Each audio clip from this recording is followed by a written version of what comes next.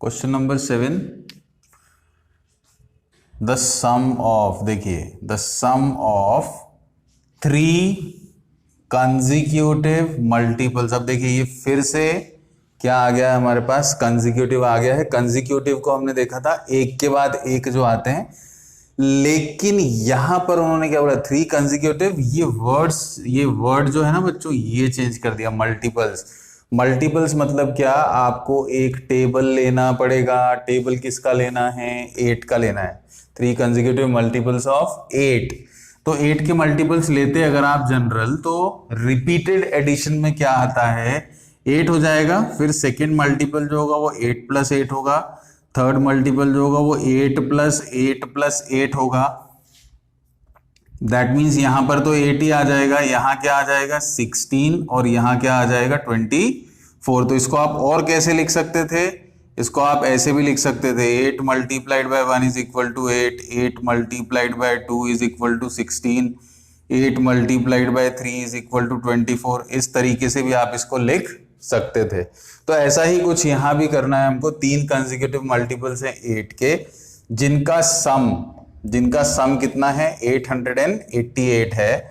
और हमको in multiples को क्या करना है, फाइंड करना है, फाइंड द मल्टीपल्स। तो यहां हम चलिए शुरू करते हैं क्वेश्चन। सबसे पहले हम कर दें लेट द फर्स्ट मल्टीपल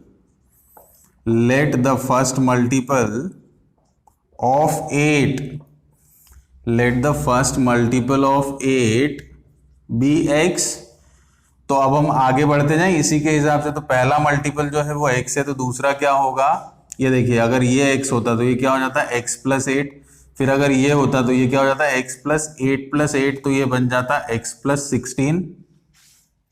इसी तरीके से हम यहां ले लेंगे, फर्स्ट मल्टीपल x है, दूसरा मल्टीपल x + 8 है, और तीसरा मल्टीपल है x + 16। ये 3 मल्टीपल्स हमारे पास हैं। अब इन्होंने बोला है कि इन तीनों को अगर आप ऐड कर दें तो रिजल्ट कितना आ जाता है, x + 8 + x + 16। अगर इन तीनों को मैं ऐड कर दूं तो मेरा रिजल्ट आ जाता है 888। अब x + x, तो यहां पर क्या आ गया 3x, 16 + 8 कितना हो गया 24, = 888। तो 3x = 888 - 24। अब इसको आप माइनस कर लें तो 888 - 24 क्या प्रोड्यूस कर देगा, ये 864। तो यहां पर आ गया आपके पास 3x = 864। तो x = 864, ये 3 यहां आ जाएगा अपॉन में, तो 864/3। तो 3 × 2 = 6, 3 × 8 = 24, 3 × 8 = 24। देखिए x की वैल्यू आपकी आ चुकी है, x = 288 हो जाएगा। तो x हो गया अगर 288, तो x + 8 हो जाएगा मेरा 296, और x + 16 जो है वो हमारा कितना आ जाएगा बच्चों, 304। तो ये जो है, this is the solution for question number 7। इसको आप चाहें तो कॉपी डाउन कर सकते हैं। क्वेश्चन नंबर 8 ऑफ एनसीईआरटी,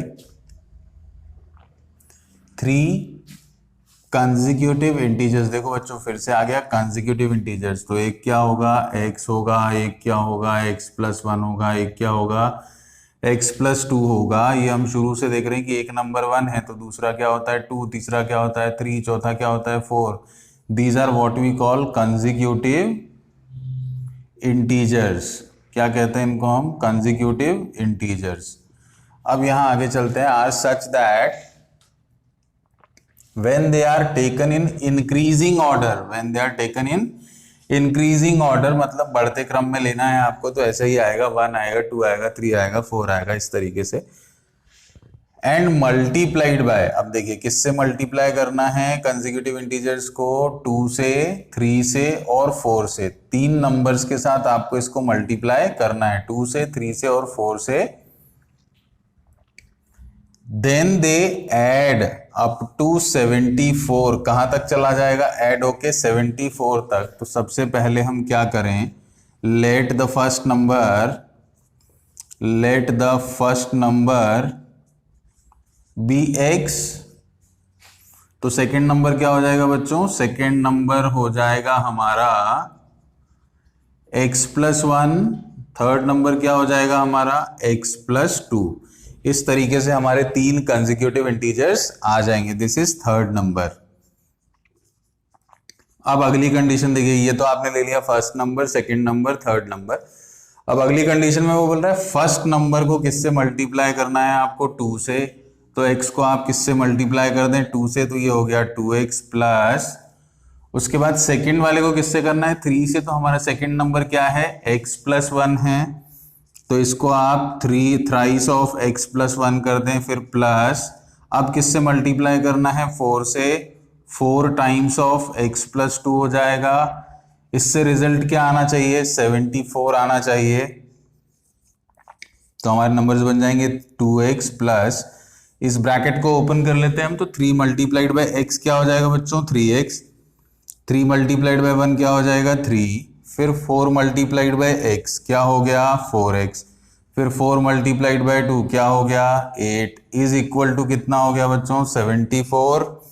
अब देखो 2x plus 3x plus 4x, इसको मैं एक साथ ले लेता हूं, 2x plus 3x plus 4x, ये तो हमारे x वाले टर्म्स हो गए। अब ये 3 और ये 8 जो होगा, ये दोनों क्या हो जाएंगे? शिफ्ट हो जाएंगे 74 की तरफ। तो 74 माइनस 3 माइनस 8 आ जाएगा यहाँ पर। 2 प्लस 3 5, 5 प्लस 4 9, तो यहाँ हमारे पास रिजल्ट आ गया है 9x। और यहाँ हो जाएगा 74 माइनस 11, तो दिस विल प्रोड्यूस 63। तो x इज इक्वल टू, ये 9 यहाँ आ जाएगा बच्चों, तो ये हो जाएगा 63/9। तो यहां पर आ गया आपका x इज इक्वल टू 7। तो हमारे नंबर्स क्या आ जाएंगे? पहला नंबर हमारा था x, तो x कितना बन जाएगा? 2x, क्योंकि ट्वाइस ऑफ x लेना था हमको। तो ये क्या हो जाएगा? 2 मल्टीप्लाइड बाय 7, तो पहला नंबर तो हो गया 14। फिर उसके बाद क्या था? दूसरा नंबर 3x प्लस 1 था, 3x प्लस 1 था, तो इसको हमने जब ब्रैकेट ओपन किया था तो क्या लिखा था बच्चों? 3x प्लस 3 लिखा था। तो यहां पर हो जाएगा 3 मल्टीप्लाइड बाय 7 प्लस 3, तो दिस विल प्रोड्यूस 21 प्लस 3। तो आंसर कितना आ गया बच्चों हमारा? 24। दूसरा नंबर है हमारा 24। और तीसरा नंबर था हमारा x प्लस 2। इसको जब हमने ओपन किया था तो हमारे पास आया था 4x प्लस 8, तो ये हो जाएगा 4x plus 8 is equal to 4 multiplied by 7 plus 8, तो यहां पर रिजल्ट आ गया आपका 28 प्लस 8, तो यहां पर जो नंबर है वो क्या आ जाएगा? 36। इन सबको अगर आप ऐड करते 36 plus 24 is 60, 60 plus 14 is 74। This is your what? Result. This is your result. इस तरीके से आप इसको सॉल्व कर सकते हैं। This is the solution for question number 8। Question number 9, the ages of. अब देखिए बच्चों, ये एज वाले क्वेश्चन आ गए हैं, इसमें थोड़ा सा कंफ्यूजन होता है, लेकिन इसको भी अगर आप ध्यान से पढ़ेंगे ना तो सब कुछ यही दिया हुआ है, देखिएगा ध्यान से। The ages of Rahul and Harun, दो लोग हैं, एक राहुल है और एक हरून है, आर इन रेशियो 5:7। तो जब भी चीजें रेशियो में आती हैं तो हम इसमें x सपोज कर सकते हैं, ये मैं इंट्रोडक्शन की वीडियो में आपको बता चुका हूं। अब यहां पर हम देख लेते हैं, तो जो कंडीशन है उसके अकॉर्डिंग जैसे हम क्वेश्चन अभी तक कर रहे हैं, let the age of Rahul, let the age of Rahul be 5x and the age of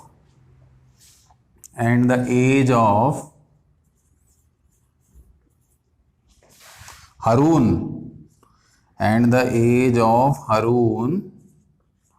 be 7x years।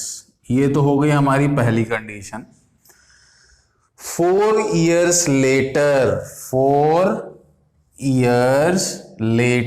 later मतलब क्या? 4 साल के बाद। तो आपकी जो एज आज थी, आज से 4 साल बाद उसमें 4 साल और ऐड हो जाएंगे, 4 years और आपको ऐड करने पड़ेंगे। तो यहां पर आप क्या ले लें, यहां पर आप आज की एज इनकी क्या है 5x है और 7x है, तो इसमें आप 4 years लेटर 4 साल बाद अब हारून की एज हो जाएगी 7x + 4 years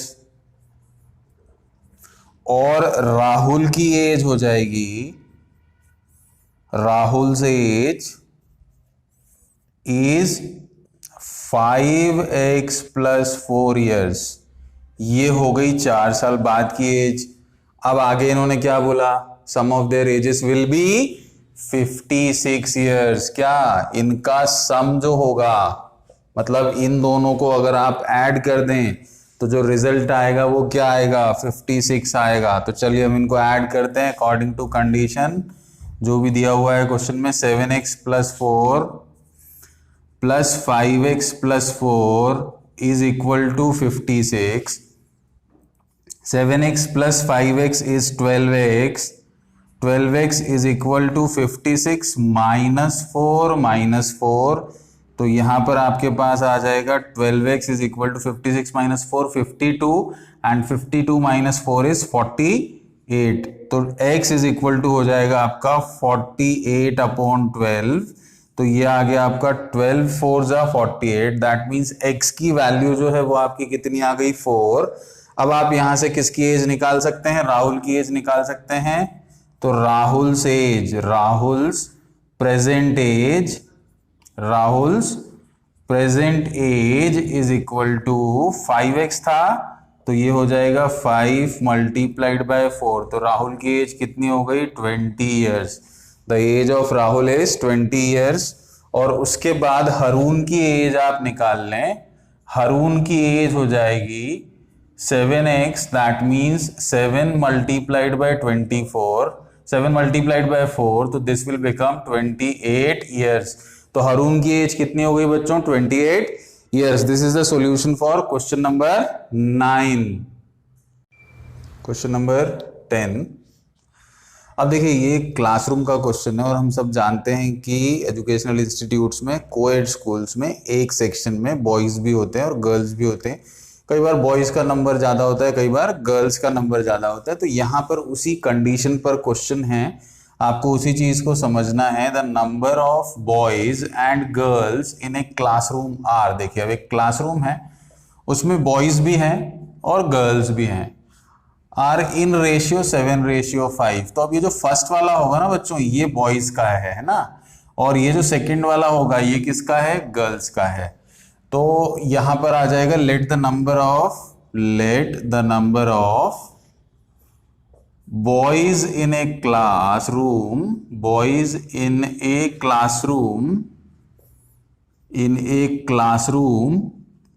B 7x and the number of girls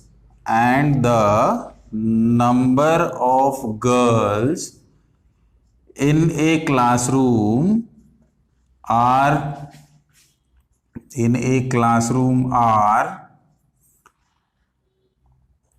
5x। अब हम चलते हैं आगे की कंडीशन पे। देखिए फुल स्टॉप तक हमने ले लिया, अब हम चलते हैं आगे की कंडीशन पे।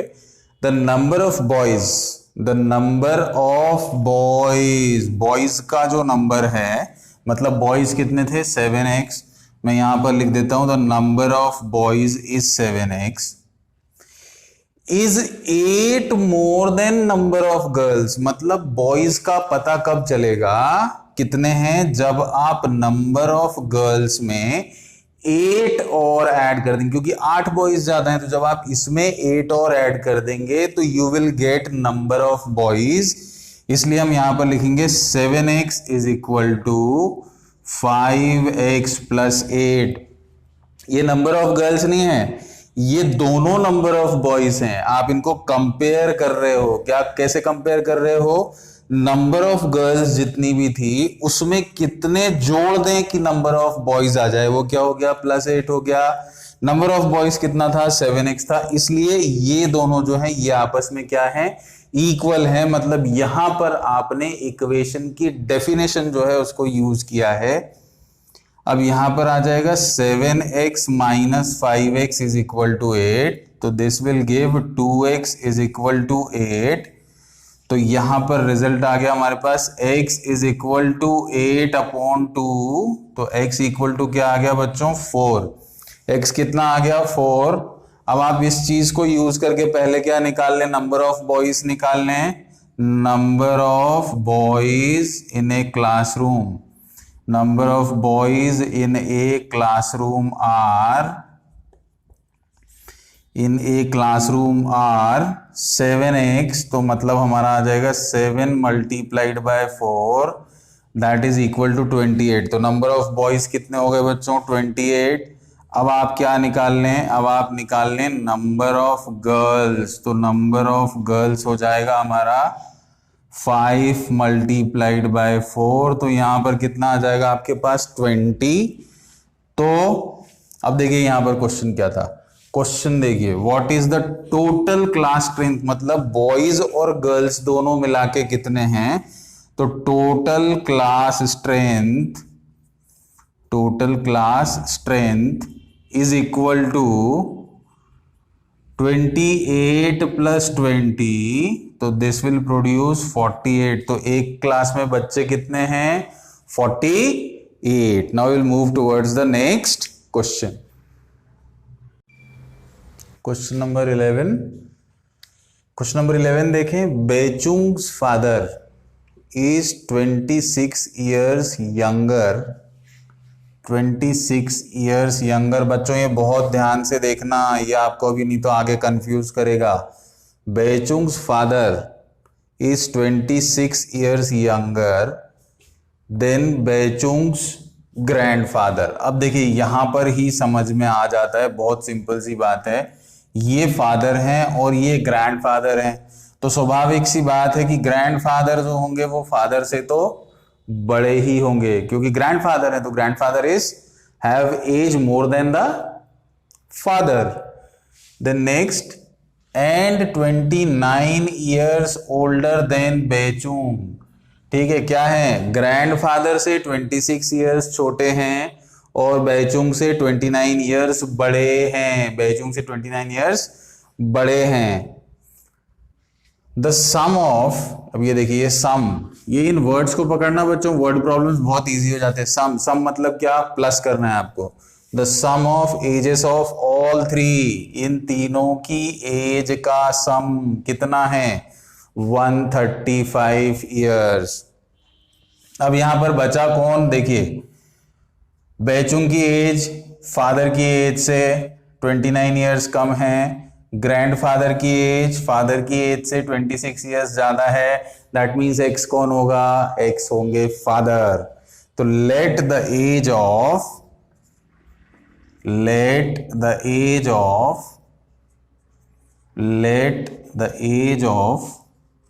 बेचुंग्स father, let the age of Beichung's father be x years, अब क्योंकि फादर की एज x है, ग्रैंडफादर बड़े हैं, कितने साल बड़े हैं 26 ईयर्स बड़े हैं, तो grandfather's age is equal to x plus 26 years. Grandfather's age is x plus 26 years. Beichung is younger than his father, तो बेचुंग से एज कितना छोटा है भाई अपने पिताजी से, 29 ईयर्स छोटा है। तो पिताजी की अगर x है तो बेचुंग की कितनी है x माइनस 29। पिताजी की एज में से 29 कम कर दो तो बेचुंग की आ जाएगी, 26 जोड़ दो तो ग्रैंडफादर की आ जाएगी, और पिताजी की प्रेजेंट एज जो है वो x तो है ही है।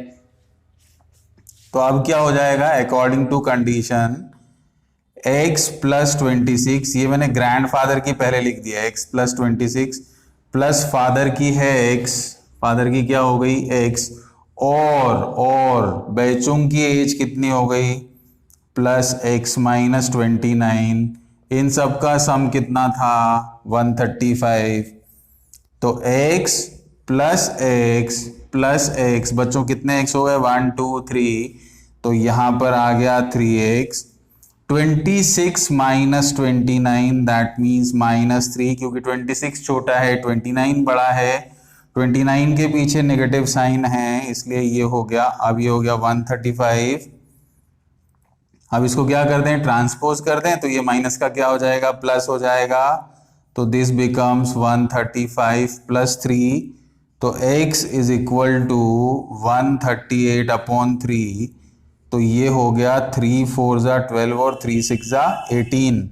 तो बैचुंग के फादर की एज आ गई 46 ईयर्स। कितनी आ गई बच्चों, 46 ईयर्स। तो अब उसके दादाजी की कितनी होगी, ग्रैंडफादर्स एज, ग्रैंडफादर्स एज। देखना बच्चों, ग्रैंडफादर की एज क्या करना है, 26 प्लस करना है, तो 46 प्लस 26, 40 प्लस 20 60, 66 प्लस 6 72। अब उसके बाद ये फादर की आ गई, ये ग्रैंडफादर की आ गई। अब उसके बाद बैचुंग की एज निकाल लेते हैं हम, तो Bhaichung age is equal to कितनी हो जाएगी, ये हो जाएगी 46 माइनस 29, तो ये क्या हो जाएगा, 46 में से आप 29 जो है उसको माइनस कर दें, तो यहां पर आ जाएगा 7 और यहां पर आ जाएगा 1, तो यहां पर कितनी हो गई बैचुंग की एज, 17 ईयर्स। अब आप इन सबको प्लस कर लें, 72 plus 17 is 89, 89 plus 46 is 135, that means your result is verified. This was the solution for question number 11. Now we'll go towards 12. Question number 12 of NCERT exercise 2.2. अब देखिए ये भी एज वाला ही क्वेश्चन है। 15 years from now, आज से 15 साल बाद, 15 years from now, Ravi's age will be 4 times। अब देखिए रवि की एज कितनी हो जाएगी, 4 times हिज प्रेजेंट एज। मतलब आज जो रवि की एज है उसकी 4 times हो जाएगी उसकी एज। कब, आफ्टर 15 years, आज से 15 साल के बाद, आज से 15 साल के बाद। तो what is Ravi's present age, तो क्या करेंगे आप, let the present age, let the present age of Ravi, let the present age of Ravi be x years। ये तो हो गई उसकी क्या, अभी की प्रेजेंट एज x years है। आज से 15 साल के बाद, आज से 15 साल के बाद क्या होगी, अगर आज x है तो आज से 15 साल बाद होगी x प्लस 15। ये जो x प्लस 15 बनता है ये किसके इक्वल होगा, ये 4 times के इक्वल होगा। किसके 4 times के, इस x के 4 times के इक्वल होगा। तो ये क्या हो गया, इक्वल टू 4x। तो 15 इज इक्वल टू आ गया आपका 4x माइनस x, तो 15 इज इक्वल टू आ जाएगा आपका 3x। तो 15 अपॉन 3 इज इक्वल टू आ जाएगा आपका x, तो x इज इक्वल टू कितना आ गया 5। So the present age of Ravi, so the present age of Ravi is 5 years। Ravi की प्रेजेंट एज कितनी हो जाएगी, 5 years हो जाएगी। This is the solution for question number 12। Now will discuss 13, 14, 15, 16 in the next video because they are not related to the age.